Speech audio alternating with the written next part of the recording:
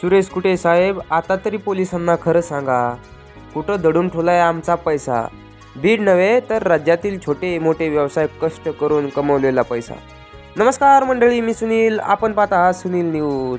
मोठ्या उत्साहाने ज्ञानराजा मल्टीस्टेटमध्ये ठेवला होता, परंतु त्या पैशातून सुरेश कुटे यांनी द कुटे ग्रुप उभा केला आणि ठेवीदारांना कंगाल करून टाकलं. आज सुरेश कुटे हे पोलीस कोठडीत आहेत, मात्र ठेवीदारांना त्यांच्या पैशाचं काय होतंय, ते कधी मिळणार हे काहीच माहिती नाही आहे.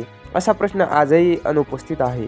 सुरेश कुटे यांच्याकडून ठेवी मिळवण्यासाठी म्हणून स्वाभिमानी संघटनेचे जिल्हा अध्यक्ष सचिन उबाळे यांनी बीड शहरामधील छत्रपती शिवाजी महाराज चौकात आमरण उपोषण केले होते. यांनाच पाठिंबा म्हणून उपोषणाला पाठिंबा म्हणून शिरूर तालुक्यात येथील रास्ता रोको करण्यात आला. सुरेश कुटे यांच्या विरोधात ठेवीदार आता एकजूट होत आहेत, त्यामुळे शासन आणि प्रशासन यांना त्याची आता दखल घेणे गरजेचे आहे.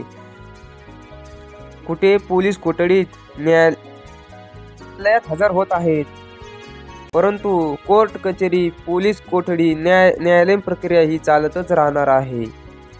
ते एवढ्या लवकर सहजासहजी संपणार नाही. मात्र हातावर पोट असणाऱ्या ठेवीदारांच्या हजारो कोटीच्या ठेवी अडकून पडल्या आहेत.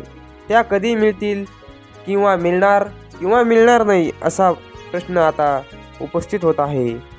त्या कधी मिळतील की मिळणार नाही. ज्ञानराजाचे चेअरमॅन सुरेश कुटे यांना अजून काय कुठाने करून ठेवले आहेत हे त्यांना अजून पोलिसांना देखील ठाम पत्ता लागलेला नाही. मात्र आता ठेवीदारांचे रस्त्यावर उतरून लागले आहे, त्यामुळे सुरेश कुटे यांच्या अडचणीत आता फार मोठ्या झाल्या आहेत.